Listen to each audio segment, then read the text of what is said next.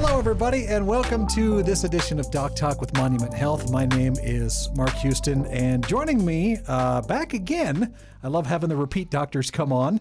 Dr. Drew Purdy is a cardiologist at Monument Health Heart and Vascular Institute, and Shayla Johnson is a CNP as well with Monument Health Heart and Vascular Institute. Thank you both for coming back. Thank you. If you'd like to go back and listen to, I forgot what number it was, Doctor, but the first time we talked to you was about broken heart syndrome, Correct. Which was a real thing that can happen to people. And it was a really fun podcast to do with you. So I think people should go back and check it out for sure. I'm a little bummed out, though, to find out that this probably is the last podcast I'm going to do with you. Are you? I'll be around. Okay. So maybe if I have questions, I can just call you back in then? I will continue with Monument to do some research-related things, but not much clinical stuff. Okay. But it's got to feel good, doesn't it? You said you weren't counting down the days, but you knew exactly how many days. It does feel good. Yes. And Shayla, I just met you for the first time and found out you're never coming back either. So, okay. Never say never. Right. I also said I wasn't coming back to the Black Hills after being East River for 10 years. And what'd you do East River? I was a nurse practitioner, and that's where I also started my nursing career, as I am a South Dakota State Jackrabbit. That's where I did my undergraduate and my graduate degree. Okay. And I said I probably wasn't going to move back, and here I am after four years. I was still here, and now I decided to move to the sunny state of Arizona. This something draws you back to Western South Dakota, though. It's always home. I've never understood it, but it does.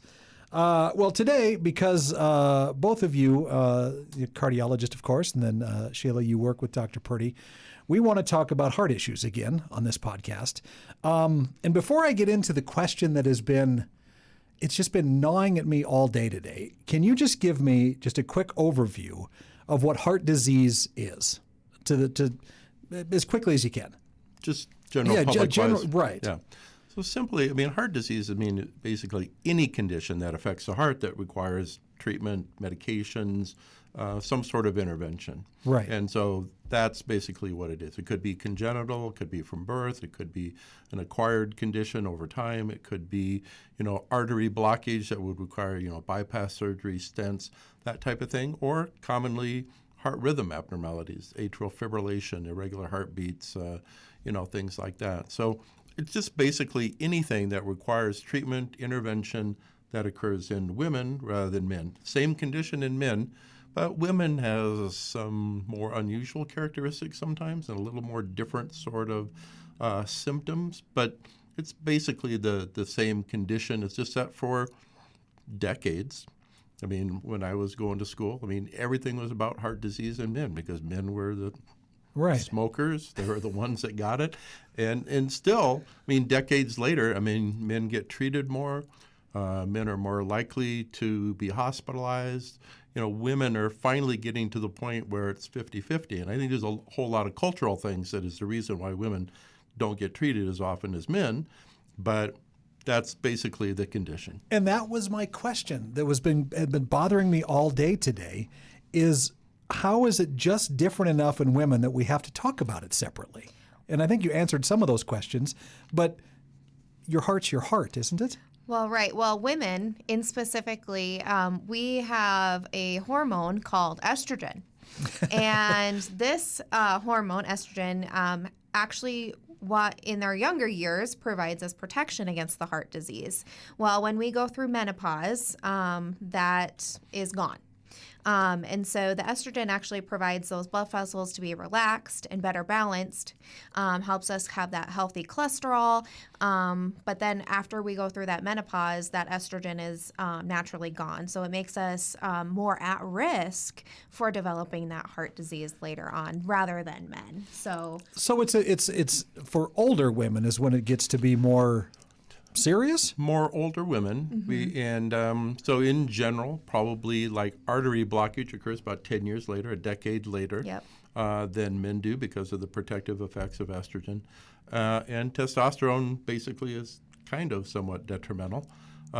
So for men, they get it earlier, and it seemed to impact men more because of the financial aspect of it. Most men were working before the age of 65, and so it impacts the whole family and everything else. But I mean, who sits at the head of the table? You know, Right. it's mom who Right. takes care of everybody, and mom who fixes all the food. And so, you know, we found out early on, I mean, you know, you do need to pay attention because all the same people are eating the same food at the table. You have to educate mom too, Yeah. because she's the one that changes everybody's diets. Right. So, well, going back to the estrogen, then is that like one of the main reasons why that the women are protected early on? And if that's the case, why can't they just keep taking it? Like now keep in mind, I don't understand how any of this works. So that's just the first kind of question that came to my mind, though. So it's one thing that puts us at risk. It's one thing that differentiates us than men. But it's not necessarily the only thing, Okay. I would say. You know, we still have the same risk factors that men do. So What are when some of those then? So when we talk about Okay. that, we talk about the main risk factor for getting heart disease in both men and women is going to be high blood pressure. So high blood pressure is the major risk factor for developing heart disease in both men and women. So about 50% of women in the United States actually have high blood pressure, and most of them don't even know it because it's a silent disease. You really don't have symptoms of high blood pressure. And so that is the biggest thing as well. And so we try to be proactive at that at all of our appointments. I mean, you can see people going to even their dental visits now and getting your blood pressure checked and, you know, just monitoring those types of things. So that is the same kind of risk factor. So having your blood pressure checked, making sure you're of natural weight or of good weight, smoking, that is a risk factor for both men and women. That's the universal theme that runs through almost all of these podcasts. Stop smoking. You need Absolutely. to, for sure. So are those are were there more you were going to list off there? Well, you know, diabetes, weight, actually pregnancy. If you actually have high blood pressure or gestational diabetes during pregnancy, it actually can later on actually increase your risk for heart diseases later on in the years as well. This might be a little off topic, but speaking of pregnancy, is that relatively hard on a woman's heart when they're pregnant, when they're going through it? Does it change their heart? Can it be damaging in a way, I suppose? It can be damaging if they develop these other conditions like high blood pressure. I mean, they've looked back now many years, decades, you can go back, and those people that have high blood pressure with pregnancy or high blood sugars, I mean, they have really excessive heart risk, not only heart artery problems, aorta problems, large blood vessel problems. I mean, it really wreaks havoc on the arteries and it wreaks havoc on the heart. So, I mean, the heart, I mean, when you think about it, I mean, you're literally pumping blood for two individuals. Right. And so blood volume increases by 40%. The heart enlarges to be able to pump the extra blood. And if they're, you know, active people, I mean, it really does have an impact So, on, I mean, on it's women. super important to keep yourself healthy, obviously, while you're pregnant then, too. Sure, I mean, you got to think about absolutely. not just the baby, but your own heart throughout this whole thing. So you mentioned high blood pressure, which is, it is hard unless you go to the doctor regularly and you're getting it checked. I mean, if you don't have regularly scheduled doctor visits, you might not know this sort of thing. Correct. So what are some things that just kind of scream it's heart disease, the signs of it that women should expect? Well, I mean, there's the typical symptoms that you can think about where you have the active crushing chest pain. There's that dull ache, you know, radiating to the jaw, to the arm. Those are your typical symptoms that we tell people you need to go seek emergency treatment right away. Usually those come on with exertion or when you're doing physical activity. However, they can come on at rest as well. Now, you may hear sometimes that women present atypically, and they present a lot of times with heartburn symptoms where women all of a sudden they just feel like they just have significant heartburn that they just doesn't go away. Sometimes that's very typical for women as well, or back pain associated with like nausea or upset stomach. A lot of those types of things are when you need to seek emergency treatment. Now, there's also other a variety of symptoms as well. Dr. Purdy can talk about those as well. Yeah, so I think probably a big thing that goes undiagnosed, but a large reason why we see a number of people is shortness of breath. And the question is, are you short of breath because you've been sitting on the couch and haven't been done any sort of physical activity for years and years? Are you short of breath because your arteries slowly, gradually over time are building up, and it's not like an acute situation that sometimes occurs, but it's just kind of getting worse gradually over time, and people don't know. Are I just getting old? Is there something going on? And so, frequently, shortness of breath is a very significant symptom that would bring you in to see cardiology or see something, or and then seek attention and find out, your heart is too thick because you had high blood pressure all these years. And then, the whole notion is that people will always talk about high blood pressure and say, well, that's just my normal. My blood pressure is high. Well, that's high blood pressure. Right. It requires treatment, and we have lots of data that it does a whole lot of things. I mean, if you lower your risk of artery problems, you lower your risk of stroke, you lower your risk of dementia,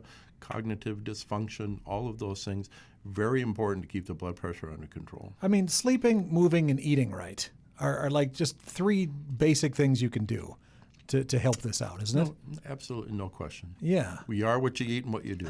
I remember Matt Gross, he's a nurse practitioner. He talked about on his podcast with Dr. Pradhan, the ABCs of diet, just going back to our kindergarten years of remembering the basics of our diet, eating less processed foods, making sure, we get out and just do regular activity, eating our fruits and vegetables, eating less processed food. Those are kind of just the regular routine things that we just need, that we've kind of fallen flat for, especially, as we get older. We just kind of forget those things. Do what your parents told you to do. So what habits or health issues can you manage to combat this?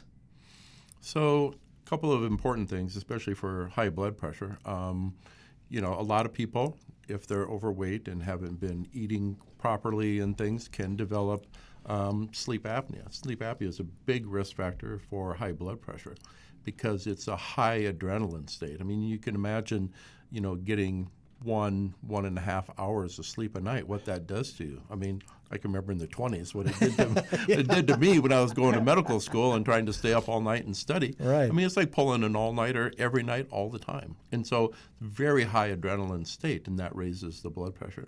And so, we used to have less well-defined ranges for blood pressure. You used to call it, normal and high normal and elevated and, high blood pressure without the diagnosis of high blood pressure and, so all these things. And basically what we found out is that, normal high blood pressure is high blood pressure. It's not normal high, it's high. And so our goal is to treat it and get it down and keep it for, 130 over 80 or below in most people, 120 over 80 in some. Is that what's ideal? Is that, so if people are wondering what is ideal blood pressure? Is 120 that would over be 80? Ideal. 120 over 80 has and always is. Ever since we could identify what a blood pressure was and how to measure it, that's been our goal. That's amazing that has been that consistent from almost day one. Yeah, that's 100 really, years. yeah. Wow. 100 years of being able to measure blood pressure with a cuff, sitting down. And I think not only the equipment to do it, I mean, you can go buy it at any store, anywhere. And people need to learn how to take their blood pressure appropriately. I mean, it's an entire thing to teach people how to take their blood pressure appropriately. Right. We don't take it appropriately in the clinic. I mean, the people are trying to find parking. They're running in. They're concerned. They're going to see their cardiologist today, and what are they going to tell me? And, they rush into the clinic, and the nurse grabs them, throws them in a chair, checks their blood pressure. That's not the way you should check it at home. And so the way you should check it at home, you should sit at a table, put your arm out flat, relax, don't do anything for 5 minutes, don't talk to your spouse, don't do anything. Relax, check your blood pressure 2 times, average them together, write them down, bring them into your doctor when you see him. So that's the best way to check blood pressure. Okay. And we do a poor job in the clinic just because, it's like everything's rushed. Time. Yeah, like anything. Sure. Yeah. So when should women really think about, it's now that I've got to go knock on the doc's door. I really have to go do this. I know we've kind of touched on a few of these things, but what should be that sign that they have to seek medical care? The one thing they would look at that you guys would recommend saying, you got to come in. Is there something specific that you would say for sure? I think, I mean, from my standpoint, it's when they notice symptoms that are concerning or not normal. I mean, it's really kind of hard to know. I mean, what is normal, what isn't normal? Yeah. But like I said, I mean, just because you've, gained 20 pounds since Christmas and, you're haven't done any sort of physical activity and you're 50 pounds overweight, and then you just say to yourself, this is the way it is. I mean, I'm just getting older and I'm getting lazier. Well, it could be a lot more than that. And so even though sometimes after an investigation, that's what we say, you need to go out and exercise and lose some weight and, do all these things. But, I think that's probably the biggest thing. Just when something is not right and you're starting to feel limitation, restriction, that this isn't the way that it should be. Are we, I know it's exciting, just in the day and age that we live in, the way technology and things change so fast. And for you guys too in the medical field, it's got to be almost hard to keep up with sometimes. Do you get excited about what's coming down that's going to be able to help with heart disease? Are we one day probably going to be able to be like, we got a handle on it? Do you guys feel that that's coming soon? I don't know. I think you should I've been waiting for it for 37 years. Okay? I was going to say, I think you have more experience on this one. Yeah, but and I tell you, I mean, the problem is that, like you said, it's got to be recognition from somebody where either their primary care doctor or family member or somebody else says, hey, something isn't right. Right. Mm-hmm. You need to get in. And we have great medicines for blood pressure, great medicines for cholesterol. Our cholesterol medications that we have, I mean, there should be no excuse for us not getting somebody's cholesterol into a really low range. Right. It's going to help protect them. Same for smoking. There's medications for smoking, and there's lots of things that, you can do to help people stop smoking, a lot of psychological things and, Yes. Feedback and all kinds of stuff that you can do. I mean, we have treatment for all of these things, but unless that individual comes into the office, can't do it. Yeah, that's the whole thing, is getting people in, because so often, like you said, people are like, well, I'm just getting older. That's just what happens. Yeah. But you shouldn't feel these things and just think that, right? No, I mention this, and I tell people this, like, you can't control how old you are. Right. You can't control your family history. You can't control your hormones, really. But you can control the risk factors. You can control what you do to your body. You can control your blood pressure. You can control your blood sugars. You can control the fact that you can go outside and do exercise. You can control the fact that you should maybe limit your alcohol use, doing your tobacco, those types of things. And those will overall help with your risk for heart disease.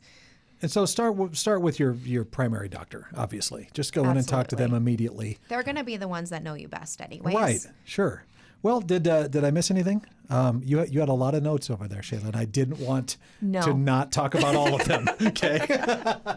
All right. Well, it's Dr. Purdy. It was always the 2 times I've had you on, it was great to talk to you. Thank you. And good luck in your retirement. I hope you enjoy the family time that's coming your way for sure. And Shayla, you're leaving us for Arizona, so I don't know. Maybe you'll come back and do a podcast with me again. We'll see. Anytime. Dr. Drew Purdy, cardiologist at Monument Health Heart and Vascular Institute, and Shayla Johnson is a CNP with him at Monument Health Heart and Vascular Institute as well. Thank you both for coming in and talking. I appreciate it. Oh, thank you. Thanks.